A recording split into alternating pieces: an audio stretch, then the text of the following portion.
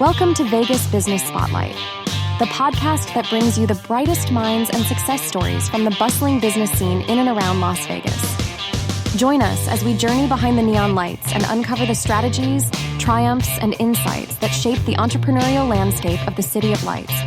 From visionary startups to industry titans, get ready to be inspired by the stories of those who've turned dreams into reality on this iconic stage. And now, your host, Tim Knifton.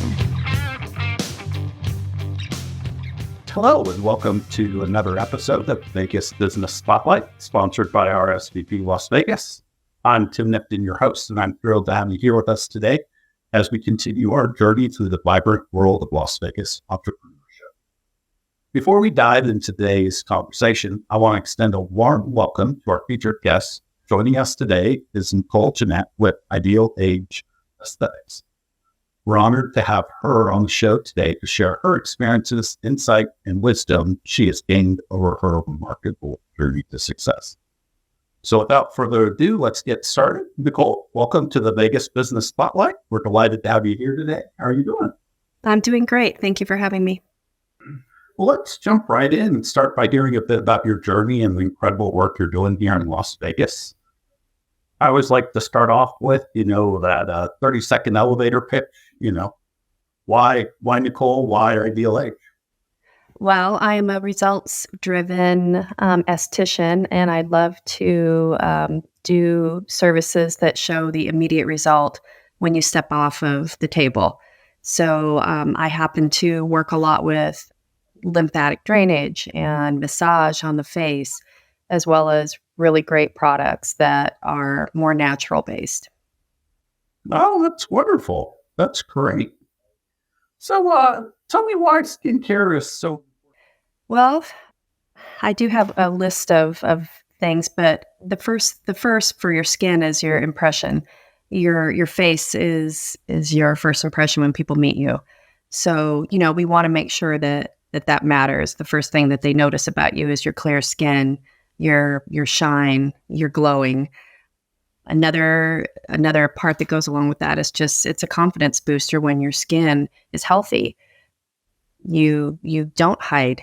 You smile. You're out there in the front for the world to see you. So my goal is to make people shine from the inside out. And I like to help that with all of my clients, men, women, and teens. Ideal Age is a newer business. So can you tell me a little bit about what inspired you to start your own business here? I've always loved skincare.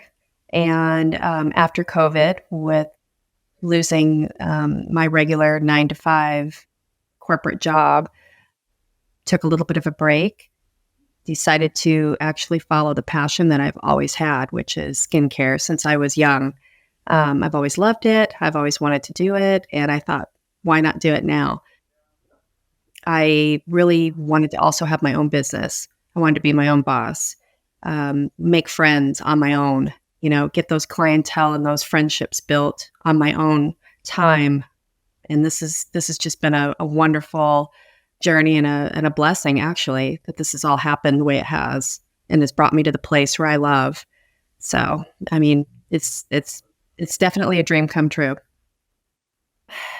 Getting started basically from the ground up has just been, I guess, building clientele, brand new clientele, getting out there. So, I've actually attended a couple of meetings, and I've joined the chamber, and I've met some amazing people, including you, that have really helped put me back out in front where I can meet people so that they know who I am.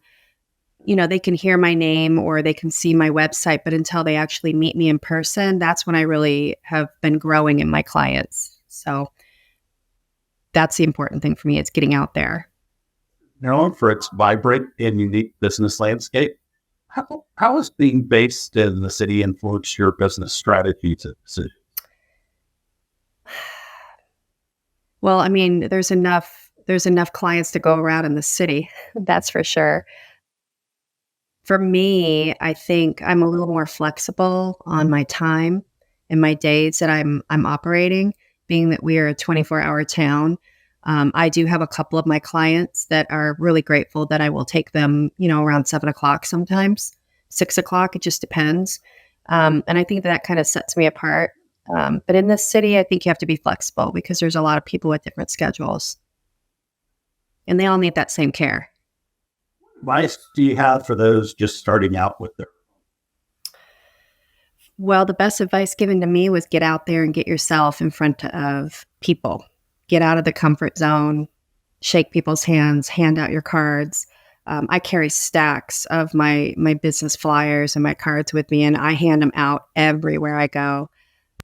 I'll just drop them off, and even if I'm walking through a store, I'll set it on the shelves, just so people can see me. I'll hand them out, and I'll make conversations with people, and it's hard. It's hard. A lot of people are scared and they don't want to do that, but you have to. You have to put yourself out there because most people are very receptive if you just say hi and you meet them. So building and sustaining a successful business often requires adaptability. Can you tell us a little bit about a time where you had to make a major change or pivot in your business model? With Ideal Age or just in general? That's a tough one. I think patience. I'm just going to say you have to be patient. You can't want it all at once. For me, it's, it was a slow go at the beginning. It's starting to pick up now, but I'm not going to give up. I'm going to continue, even though it's, my schedule is not as busy as it's going to be in the future. You just have to keep moving forward. You can't give up. You can't just throw your hands up and walk away. I'm determined to keep moving forward, even if there's weeks where it's slow. You have to have a positive attitude, I guess is what I'm saying. Keep moving forward. Achieving a work-life balance can be challenging for business owners. How do you manage your professional and personal life effectively, especially in a city as dynamic as Las Vegas? Well, I think being my own boss is definitely helping me with that work-life balance. But I do put myself under, a schedule, and I do follow that. I'm lucky with this type of a business. I can make my own hours. I can block out the calendar if I'm going out of town for the weekend, and I can open it back up when I'm home. So I think, for me, it's a little bit different, I guess, but you still have to be strict with yourself. So Las Vegas is known for its diverse industries. Can you share any insights into how you tapped into or leveraged this diversity for your business? Can you repeat that? I'm sorry. Sure. Las Vegas is known for its diverse industries. Can you share any insights into how you tapped into or leveraged the diversity for your business success? Let's see. My studio is located right at the base of Anthem. A lot of my clients are a bit older. And, I find that tapping into their needs in specific, for their aging skin has really helped me. But it kind of goes back to the beginning of what I do. I do results driven, and I build your routine and your treatment to who you are. So I had a really nice lady the other day that came in and saw me. She was 86 years old. She looked amazing when she sat up off the table. She listened and had, great response to what I was talking to her about. So diverse-wise with the elderly clients that I have, specifically in the area where I'm located, has been wonderful. So I like to focus more on corrective and preventative. And it's really great because I can hit both of those with the elderly and then with the up and coming young clients as well. So as you mentioned earlier, networking is crucial for your business growth. Can you share some tips on building meaningful connections within the Las Vegas business?